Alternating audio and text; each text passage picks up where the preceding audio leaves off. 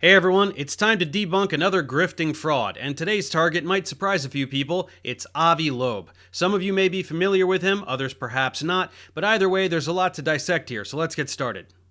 To say that the targets of my debunks span a wide spectrum of qualification and credibility would be an understatement. Sometimes we cover completely uneducated buffoons like Terrence Howard, or mentally ill, ineffectual grifters like Ashton Forbes. But sometimes we have to cover well-respected scientists like Dennis Noble, or even Nobel Prize winners like Luc Montagnier, who slip into unscientific behavior like Noble's third way, or even blatant crackpottery like Luc's water memory bullshit. Today's target belongs in the latter camp. Avi Loeb is a legitimate scientist with genuine credentials and decades of solid physics under his belt. But in true grifter fashion, he has leveraged his position to manipulate the media into publicizing paper-thin claims outside of his expertise, which he has converted into considerable book sales. His colleagues have noticed, and when they call him out for this unethical behavior, he just whines about being a victim of the establishment that he himself is a part of. In a move that has become synonymous with frauds presenting as martyrs, he compares himself to Galileo, which is why he calls his project to look for aliens the Galileo Project. Why won't the stupid Church of Scientism stop persecuting this brave rebel truth-teller, a tale as old as time? By the way, do you know who's listed as part of the research team on the Galileo Project website? Eric Weinstein. We all know he's a top-notch researcher, so I'm sure they'll find some aliens any day now. So what do we have here? We have a perplexing case of a scholar at the pinnacle of academia who claims to somehow be an academic outsider in order to cash in on anti-establishment fervor to sell books. That's the long and short of it. But how did Avi get to where he is today? Let's hit the background information. Avi is a theoretical physicist. He has a PhD in physics from Hebrew University in Jerusalem, where he specialized in plasma physics. He then worked at the Institute for Advanced Study at Princeton, where he began working on problems in astrophysics.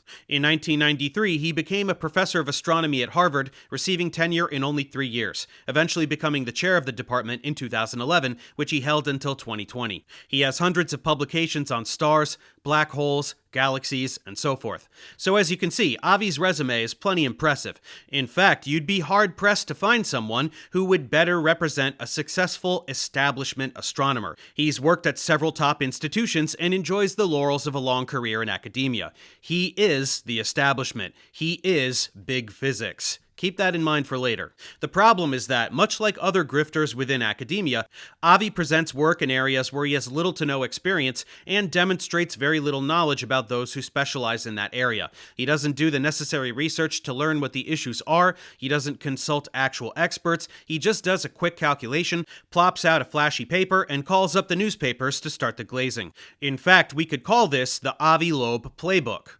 1. He writes a paper outside of his expertise, ignoring existing work in the field and avoiding experts like the plague. 2. He publicly makes outrageous comments and claims, using Harvard's reputation to create buzz and sell a bunch of books. 3. When experts inevitably chime in to point out how his work is sloppy pseudoscience, he portrays himself as a victim being silenced by the establishment, just like the wise Galileo.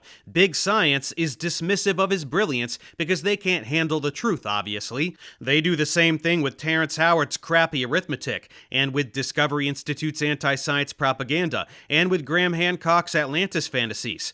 This is the only script a charlatan really needs, because it works. In this video, we will go through 2 extremely clear cycles of this behavior so that you can see what I'm talking about, and become totally convinced that this wasn't a fluke. This is what Avi is now. The first one is the incident that put Loeb on the map with pop-sci enthusiasts, Oumuamua. If you are unfamiliar with this object, which was detected in 2017, I actually did a video about it as part of my astronomy series. This is the first object we've observed passing through our solar system that is from another solar system, so we can call it an interstellar object. It was spotted moving away from the sun only a fifth of an astronomical unit from Earth. It is rocky, fairly small, and has a peculiar shape with a length of somewhere approaching a kilometer while only about 100 meters thick.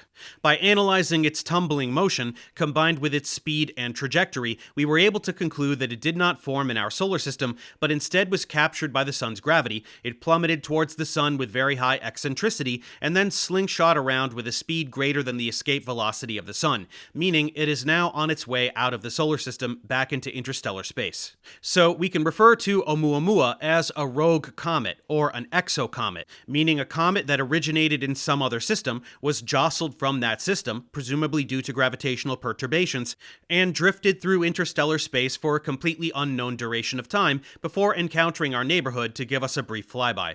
While this was the first exocomet ever detected, we found another one in 2019 and named it Borisov, arriving from the direction of Cassiopeia in a hyperbolic trajectory. Then on July 1st of this year, we found a third and named it Atlas. There is plenty of scientific literature on these objects, and there is no controversy as to what they are. They are exocomets. But back in 2017, Avi had a different idea. He conjured up the narrative that Oumuamua was an alien spacecraft. Due to the interesting dimensions of the object, he proposed that it was a solar sail. Where did he get this idea? It had to do with some early observations. Let's hear them from astrobiologist Karen Meach, presenting them in a TED Talk fairly soon after the discovery. Its brightness wasn't constant. Now here we see Oumuamua racing between the stars. It's centered in the middle. The stars are trailed out because the telescope is following its motion. It started faint, and then it got brighter, fainter, brighter, and fainter again, as sunlight is reflected off of four sides of an oblong object. The extreme brightness change led us to an unbelievable conclusion about its shape. As shown in this artist's impression, Oumuamua is apparently very long and narrow, with an axis ratio of about 10:1. Well, it turns out that Oumuamua is not rotating in a simple way. It's wobbling like a top. So while it is rotating around its short axis, it's also rolling around the long axis and nodding up and down. This very energetic, excited motion is almost certainly the result of it being violently tossed out of its home solar system. We firmly believe it's likely to be a leftover archaeological remnant from the process of the birth of another planetary system, some celestial driftwood. So, as you can see, what's being described is the process by which we figured out the interesting shape of this exocomet. It's not spherical, and it was tumbling in a complex way because of its trajectory, given that it did not form in our solar system. So the size of the reflecting surface facing Earth was changing as it rotated around multiple axes at once. From this data, we were able to discern the sort of flattened cigar-like shape that is now commonly understood.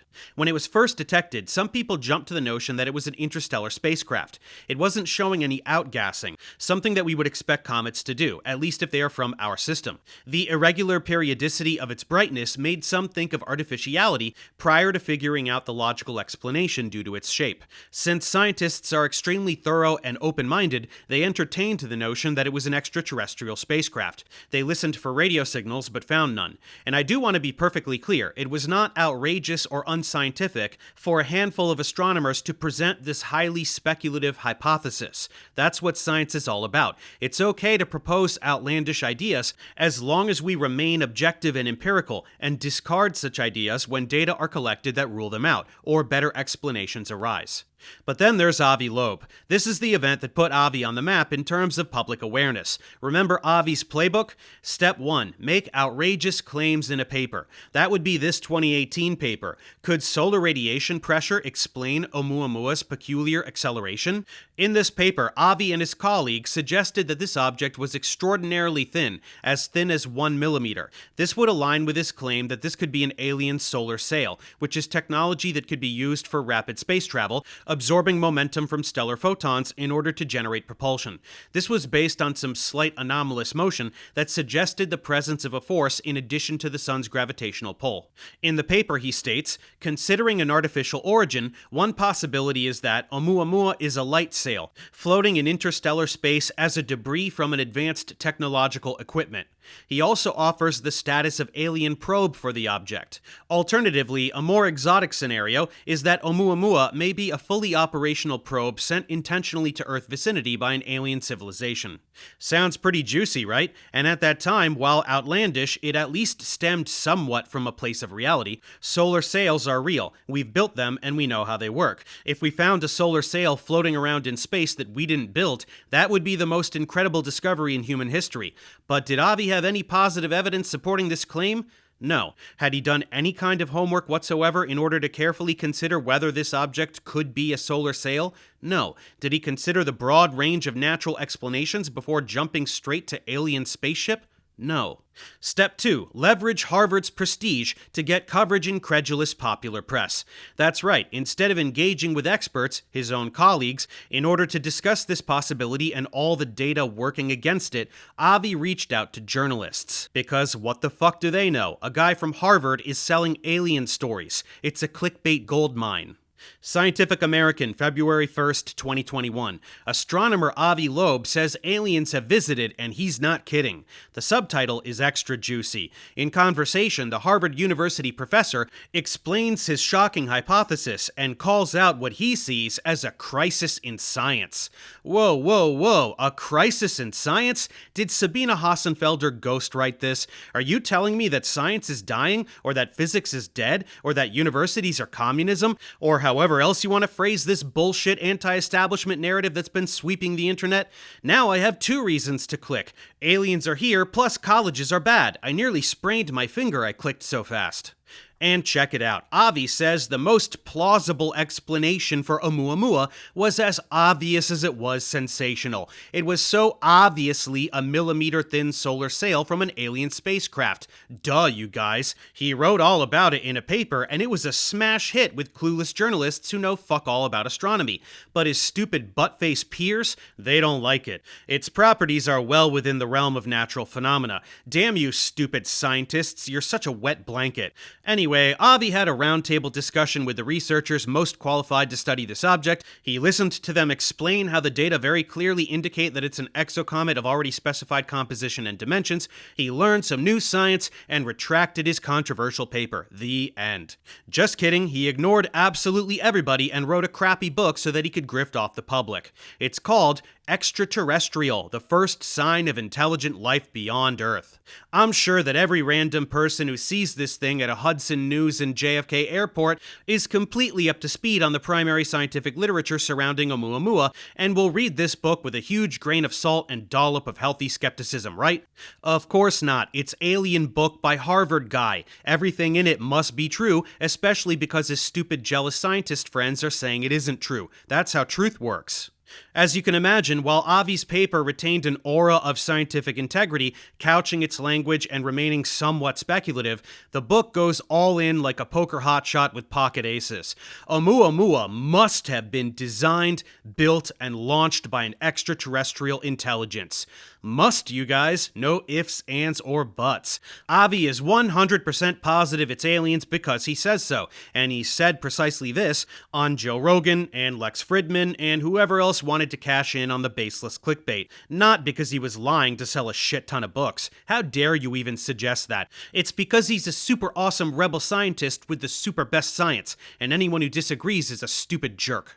In the meantime, not that anybody who bought Avi's book cared at all, but experts who actually study this area had been analyzing the data from Oumuamua in great detail, and the farther they got, the more ridiculous Avi's claim began to appear. Let's quickly summarize the ways we know that Avi is definitely wrong. First, the shape of Oumuamua is completely incompatible with what a solar sail is.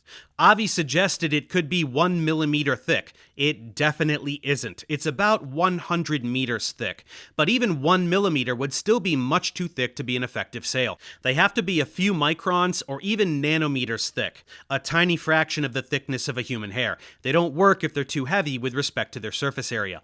Also, if it were truly that thin, it would be much too faint to see during the moments when it was directly edge-on to Earth, and that never happened. It was always visible, just just varying in brightness due to the mechanics of the tumble. Second, the motion would make no sense. Avi claimed that if it was a solar sail, it would explain the anomalous acceleration, but the tumbling behavior and trajectory are totally incompatible with that. A solar sail would be accelerated in a particular direction consistently and directly away from the sun. You can't just say weird behavior, therefore solar sail, only to then ignore what a solar sail actually is and what it does. Besides, the deviation from the expected orbit based on gravitational influence was very small, and it turned out to be completely consistent with the sun melting some ice on it as it approached, which gives it a boost as it turns to gas.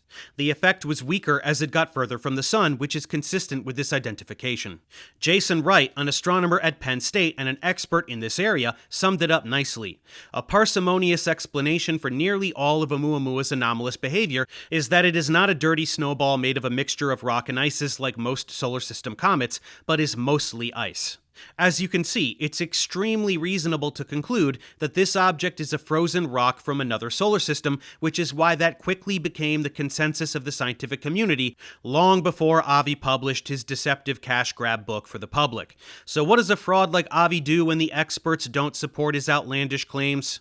Step 3. Play the victim. Why admit that your claims run contrary to the evidence when you can just whip up some conspiratorial rhetoric and cash in even more? According to Avi, the scientific community is closed-minded. They don't have all of the immaculate reasoning we just described with which to reject his baseless claims. It's just that they don't want to make awesome discoveries. They're cowards, losers, idiots, or whatever characterization suits your anti-establishment bias best. If you'd rather hear it from him, let's check out a webinar he gave in 2021 for Instituto de Astrofísica in Chile. And if I had to summarize my book, Extraterrestrial, I would use the sentence, when you are not ready to find exceptional things, you will never discover them. Yeah, most scientists don't want to discover things. They just want to be pointless losers. But not Avi. He wants to make breakthroughs so badly that he simply hallucinates them and pretends they're real. In science, it's not data or evidence that matter, it's just what you want to be true. Anyone who says otherwise is a stupid shill. If a large enough community of people in the academic culture decides that you can work on some mathematical arena and demonstrate that you are smart and therefore get awards and without putting any skin in the game, without testing it against experimental evidence, then that's completely fine. But if you're talking about looking for evidence for something that might as well be out there, that's ridiculed. Something is really wrong in the current scientific culture. And my book is attempting to correct that. No, your book is attempting to pass off whimsy as real science. This is just the Trojan horse you're using to do it. People don't get awards in science simply for being smart. They get awards for doing great science.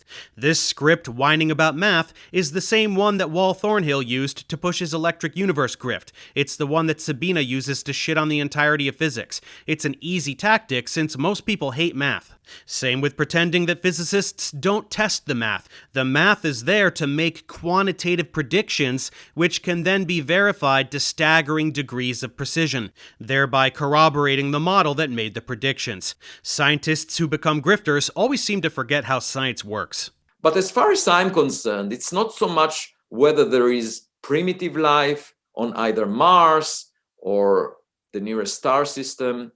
It's more about, are we the smartest kid on the block? And as I mentioned, there is no good reason to expect that. Perhaps that's why many of my colleagues are not willing to engage in the search. Just like my daughters, if I were to ask them, they would prefer not to go to the kindergarten, because then they can keep the illusion that they are the smartest. But my suggestion is that without a prejudice, we should do the search, that knowledge is always beneficial. You want to know who lives in your neighborhood.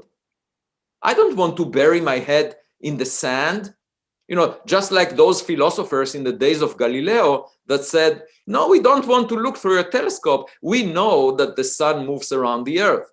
This is fucking ridiculous. Researchers have been actively looking for extraterrestrial life since before Avi was born. SETI began in 1960. He's pretending that researchers who disprove his baseless claims are only making a fuss because they don't want to know things. Those stupid scientists are too scared to find aliens. No, jackass, they just have a thing called intellectual integrity. It's every astronomer's wildest dream to find aliens. You can't find a single one who wouldn't kill to be responsible for that discovery. That's what makes them so irritated when grifting frauds like you pretend to have found it when you definitely didn't, and just lie to the gullible public who see the name Harvard and assume you've done your homework. But sure, compare yourself to Galileo for the 1,000th time. So the search for technological signatures, which I regard as the most important question in science that the public cares about and the public funds science. So how dare the scientists ignore that question if they have the means to address it? They don't. Literally nobody is ignoring that question. You don't have to artificially inflate its importance. Looking for aliens is definitely not the single most important thing in science, but people are doing it anyway. You're not the only astronomer in the world, Avi. Also, this entire angle just does not track. He's whining about scientists ignoring the questions that the public, who fund science, want answered. Well, Avi consistently attempts to undermine the credibility of the entire scientific community in a broad and dishonest manner, which has the clear effect of diminishing the public's appetite for legitimate science, which motivates politics that will shrink funding for science. That's exactly what we are getting with the current administration. He's always flashing his big science credentials while pretending to be an outsider criticizing big science. It's ridiculous. Anyway, after this lengthy seminar, it was time for some Q&A. It was during this portion that Avi got called out for his bullshit by Jill Tarter, who was the director of SETI for many years and was the inspiration for Jodie Foster's character in the movie Contact. Let's hear what Jill has to say. So, Avi, I get a little bit pissed off when you throw the entire scientific culture under the bus, because some of us have been thinking about and building instruments to find anomalies for a very long time. And I think that when we say that if we ever are going to announce such a detection, that we require extraordinary evidence, we're doing that as a way of differentiating ourselves from the pseudoscience that is so much a part of popular culture with UFOs and all kinds of claims of things that people have detected. So Okay. I wouldn't be so hard on the whole culture, Avi. Very well said, and remarkably restrained at that. Real science requires evidence, unlike the pseudoscience Avi pushes, even though Jill didn't go so far as to put that label on him when she very well could and should. I sometimes wonder why scholars are so diplomatic. Anyway, what's his response? Well, let me explain. To your first point, I'm talking about a factor of 1,000 in funding. I'm not talking about a factor of 2 over a decade increase in funding. I'm saying there is a discrepancy by a factor of 1,000 in what needs to be the case relative to what is the case of the community that you are talking about. A factor of 1,000 is a big factor in funding. And moreover, it's even a bigger factor in bullying, because anyone that makes a suggestion in the direction of technological signature is being bullied and ridiculed. I don't Wait a second. Let me finish. Grifters always get hostile when they're cornered. Jill was talking about the strength of the evidence, and Avi starts whining about money. There's no amount of money that can turn your bullshit into real science, Avi. Got anything better? Now, my second point, which is very important, is in the Dark Ages, people used to say that the human body should not be dissected. There shouldn't be operations because it has magical powers, because there is a soul. Now think about it. If scientists were to say, we don't want to discuss the human body until there are extraordinary evidence for something, we don't want to discuss it because of all this nonsense being said about the human body, where would modern medicine be? I say, science has an obligation to focus on problems that are of interest to the public and use the scientific method to resolve them. It's just more deflection and bullshit rhetoric. What about thing hundreds of years ago? Somebody was wrong once, so my pseudoscience must be real. It's just not even worth entertaining. Avi, you've got one last chance. Say something that doesn't make you sound like a fucking idiot or snake oil salesman. And rather than say, we need extraordinary evidence and then step on the grass and not allow it to grow, which is currently the case. We need extraordinary evidence, but anyone that mentions this possibility is ridiculed by some blogger that doesn't even write a single paper in a decade. That makes no sense whatsoever. This blogger should first practice science. Well, some of us do. No, let me finish. How dare people make statements about scientists that explore these possibilities within the scientific method? That's the acidic culture that I'm talking about. There is an acidic culture that suppresses innovation in the current culture of science. And the best example is SETI.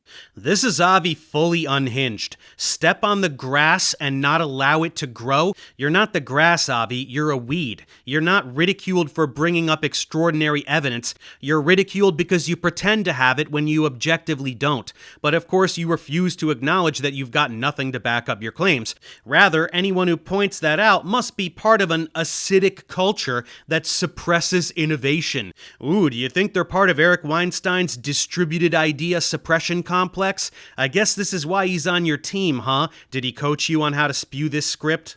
Anyway, who is this blogger he keeps whining about? That would be Ethan Siegel, a cosmologist who became a science journalist. He wrote a scathing rebuttal to Avi's paper that ran in Forbes, which summarizes with extreme clarity all of the science that proves Avi wrong, and mocks him a little bit for his unscientific approach, calling him out for ignoring all the experts in this area, pushing a hypothesis despite having no convincing data, and also blasting him for being a media whore.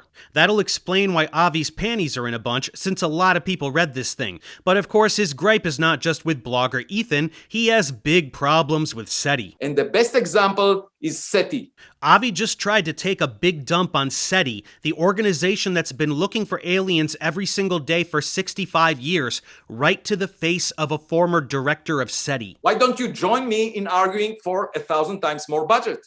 But Avi, I've been doing that for 40 years. All right? We've been arguing. You are arguing with me about the credit of who gets credit for arguing that rather than saying, I endorse your view. Why don't you say, I endorse your view instead of saying, oh, I've been doing it. Why are you doing it now? He's behaving like a toddler. Avi's Harvard money just isn't enough. He's being suppressed by whoever the fuck he imagines is higher on the academic totem pole than Harvard, and all the money talk is just a deflection from the real issue anyway. Avi is a crackpot pushing pseudoscience with zero evidence. You don't need any more money to do that, Chief, and for someone who whines incessantly about being bullied by big science, you sure do like to bully other scientists. Anyway, Avi later realized that he came off like a complete asshat and was forced to issue a public apology to Jill. Let's read what he wrote. Sorry, I was being stupid. You had a super awesome comment. You're the one who has actually been looking for aliens for decades, unlike me who is just playing pretend. Let's please join forces and be friends. Also money me so I can grift some more. Even he knew he crossed the line, and he can't have that damage his reputation or it'll come back to him in reduced book sales. Speaking of book sales, his crappy book hit the bestseller list, which he followed up with a whirlwind podcast tour and headlining UFO conventions. His three-step system worked like a charm. Eventually, book sales died down, Avi returned to being a normal astronomer doing normal science, and he never did anything shady ever again. The end.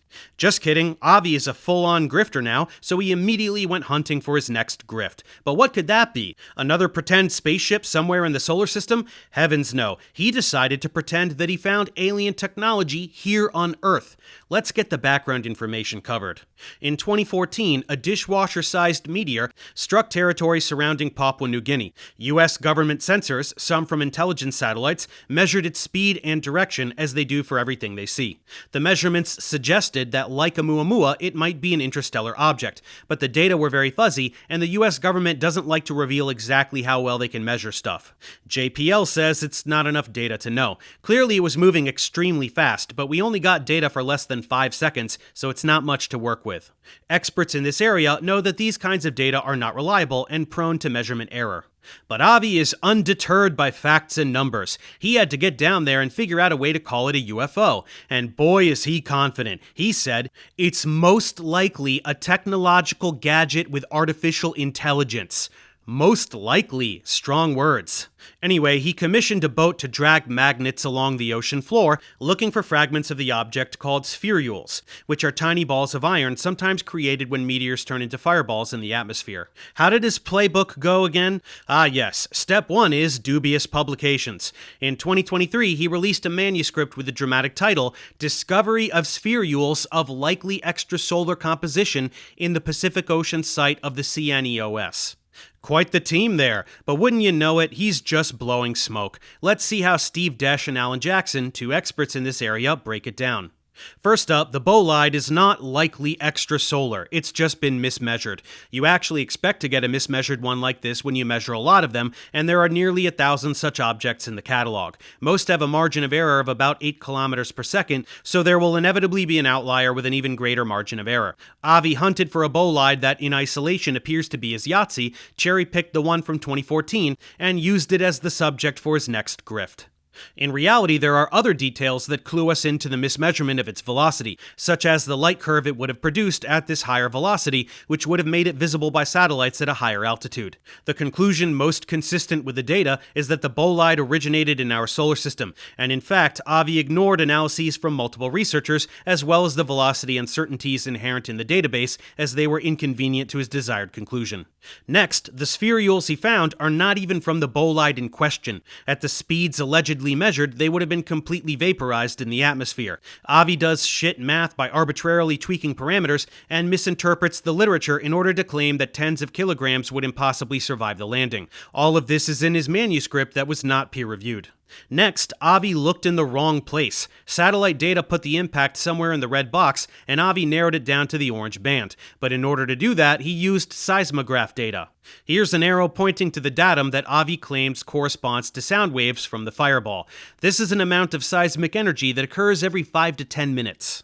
An event of similar magnitude occurred only 4 minutes earlier. In fact, within any particular 1-minute window, there is a 10 to 20% chance that a background event of that magnitude will occur. So this data might correspond to a meteorite disintegrating in the air, or it could be due to a truck driving by.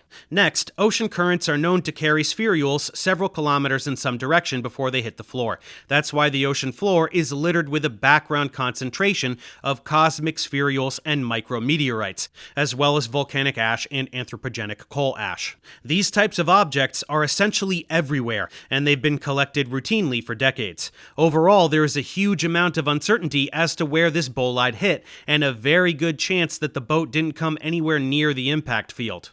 Avi's boat collected from 1/4 of a square kilometer area, and it's estimated that there should be about 1 million spherules in any random search area of that size. So the spherules he got are not even from the object he was pretending to investigate. Reinforcing this very clear conclusion, the spherules he found look exactly like what one would expect from objects originating in our solar system after sitting in seawater for tens of thousands of years. Objects from our solar system have a specific ratio of iron isotopes. The spherules Avi found have exactly this ratio. This is essentially irrefutable proof that they originated in our system.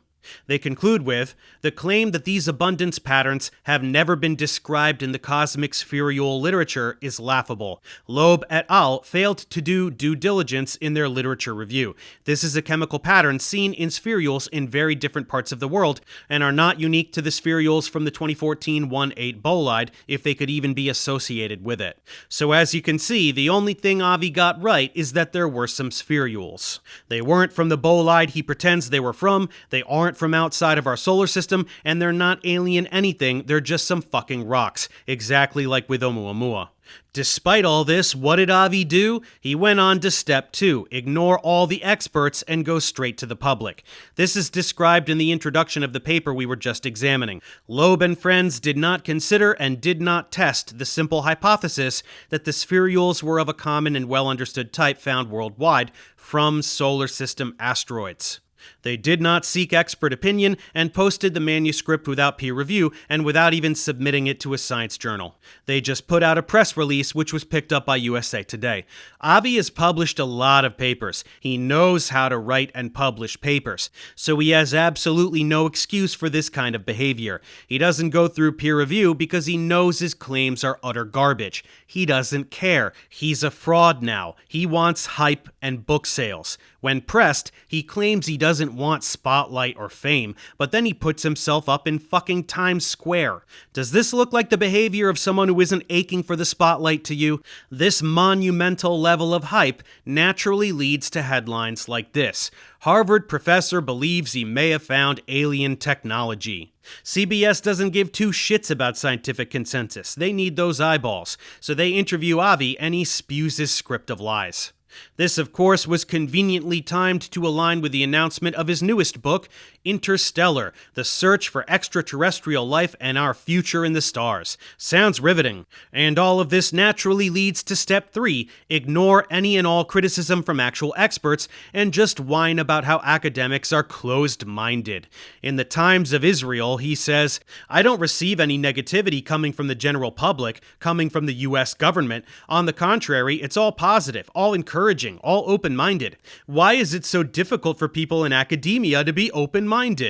This is the tactic of every charlatan in a position like Avi. The goal is to completely circumvent the process by which science is done and shared within the scientific community, a process that Avi understands very well, in order to affix in the general public an unsubstantiated, whimsical idea that they will latch onto for emotional reasons. Then when anyone who actually knows what the fuck they're talking about comes along and rains on Avi's parade with real facts and data, he can just whine about victimization and ivory towers, and how academia, which he is a part of, is so closed-minded, only further endearing him to those who are hostile towards any semblance of expertise or intellectual authority. Why can't academia be more like the totally clueless general public? Why can't they ignore all the things they know so they can more readily swallow his lies at face value because they're fun and exciting? It's beyond transparent. Again, experts who work in this area are excited to find bits of interstellar objects. They simply are committed to doing their work properly. There is no evidence that an interstellar object has struck the Earth. At all. And when someone like Avi pretends there is, by ignoring real data and pulling stories out of his ass, experts are gonna push back. The experts are in it for the science. Avi is in it for the book sales. End of story. Avi is no longer a scientist. He's just a charlatan. It makes you wonder if he actively decided to become a charlatan at this stage in his career, or if his entire career was only a preamble to some pre-planned charlatanry as a way of manufacturing credibility. Either way, with this Spherules stunt, Avi has done more than just irritate the shit out of academics with his false claims and incessant disparaging of the scientific community. Officials in Papua New Guinea say that he did not have the necessary permits to remove material from their territory. A senior official in the immigration department said that Avi broke the law and can be charged criminally. Cutting corners might sell books, but it also might get you in trouble. No news yet as to whether he will actually have to face any consequences for his actions. With all of this context now understood, we can circle back to that Scientific American article and see how pathetic he sounds in this interview. Here he's asked about the part in his book where he claims he doesn't want limelight and doesn't engage in self-promotion. He just wants to share his message to a broader audience. Sure, that must be it. A real man of integrity. Then he whines about scientists being motivated by ego, that they build echo chambers with students who repeat their mantras. Science shouldn't be about image. Jesus Christ, what a disingenuous fraud. You only learn by getting feedback from experiments, like the mountains of experiments that experts cite in refuting Avi's bullshit, which he repeatedly ignores. That's the problem. People are no longer guided by evidence. You took the words right out of my mouth, Avi. The problem is that grifting frauds like you are not motivated by evidence. You're motivated by profits. You lie to the public, disparage the scientific community, and accuse them of being everything that you are, an ego-driven, clout-chasing, money-hungry fraud. Josh Hedgepeth summarizes it nicely here. The real arrogant one is Avi, entering the domain of SETI, asserting himself above all the people who have been doing this work for decades, dismissing everyone who knows more than he does, spewing nothing but fallacies and redirection in response to very well-deserved criticism. It's what we've come to expect from politics, not science. And the damage is widespread. As Steve Desch said, it's polluting good science, conflating the science we do with this ridiculous sensationalism and sucking all the oxygen out of the room. Describing Avi's newfound disdain for legitimate publication, it's a real breakdown of the peer review process and the scientific method, and it's so demoralizing and tiring. Add this to all the budget cuts and other chicanery the scientific community has had to deal with as of late, and you can see how scientists would get bent out of shape about this. In summary, Avi Loeb is a smart guy with a lot of expertise. He's not a Terrence Howard or even a Graham Hancock, but that's what makes his relatively recent grifter status so undeniable. He knows how to do science, and he's turned his back on that process to sell books. He doesn't even publish in peer-reviewed journals anymore. He just writes whatever bullshit he wants, runs it down the mass media pipeline, whips the public into a frenzy, and then plays the victim when experts point out that he's objectively full of shit. And as we mentioned, due to the anti-establishment mind virus that has swept the nation as of late, this fabricated martyrdom only makes the public love him even more. They get their fix of aliens and a rebel fighting big science at the same time, even though, once again, nobody could be labeled big science more appropriately than a Harvard professor. He claims he's being bullied by an establishment he's a part of, like Edward Norton beating himself up in Fight Club. But seeing how his behavior has only gotten worse over the past few years, it doesn't seem like Avi will be redirecting from the grifting path anytime soon. So it's only a matter of time before his next outlandish claim hits the streets, probably coming to you from his new podcast on Rumble. Oh, and while it's not necessary to make it a focal point of this video, it's worth a quick aside to point out that Avi is a Zionist, or more specifically, Kahanist douchebag. Here's a few snippets from an interview he did with pointless tool Brian Keating. As a man of science, as a man of conscience, and as a Jew, how have you been affected by the events of October 7th? Well, let me first clarify, this is not a war between the Palestinians and Israel. It's a war between the Hamas and Israel. And there is a clear distinction because given the charter of the Hamas, there cannot be peace. There cannot be a two-state solution. The Hamas calls for the removal of Israel, for killing all citizens of Israel. There is no room for compromise. And therefore, anyone that sides with a terrorist organization which basically aims to annihilate the state of Israel, kill all the Jews rather than reach a compromise, is basically advocating violence. What happened on October 7th was rape of women, killing of babies, a most violent act of barbarism against humanity, basically killing people that have nothing to do with a military conflict. These are civilians at their homes. Then you ask yourself, how is it possible that 25 student organizations at Harvard University would cheer up and say that the victims deserved it?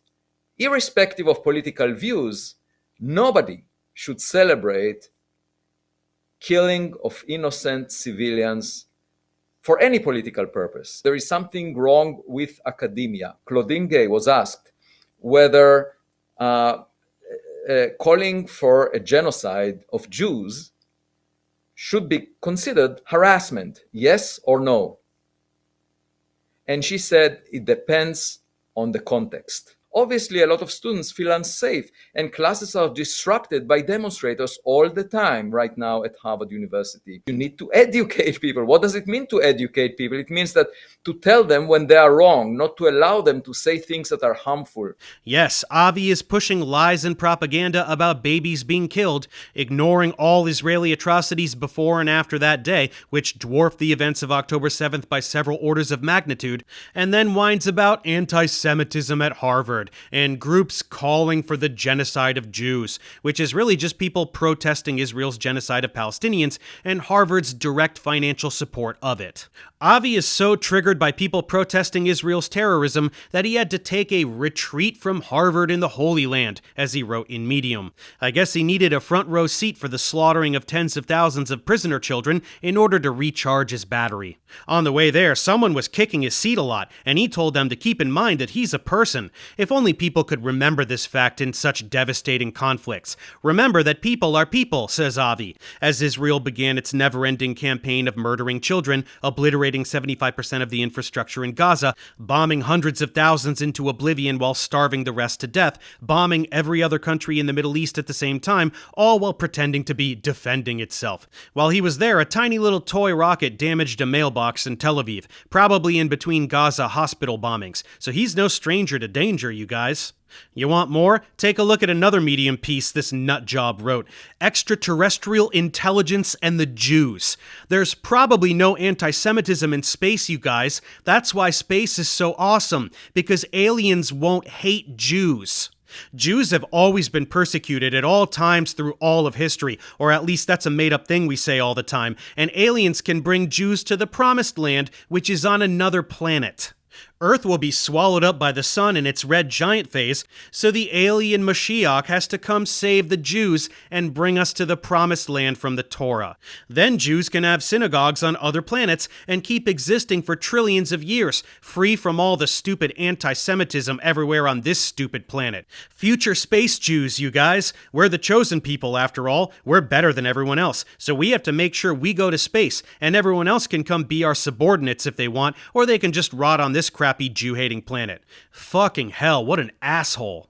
Anyway, for everyone who made it through this video, are you surprised? Before pressing play, you may have been like I was a few weeks ago, vaguely aware of who Avi Loeb is, that he made some exaggerated claims to sell some books, and that's about it. Well, now you know as well as I do the real extent of the matter. The deception, the volatility, the racism, and the damage being done towards public perception of science that all stem from this shameless, unrepentant fraud. So that's it for Avi Loeb, the Harvard professor turned pseudoscience hack. What's next for Avi? Will he claim to have found an entire working spaceship at the bottom of the ocean? Or maybe he'll intercept a fabricated transmission from an alien civilization.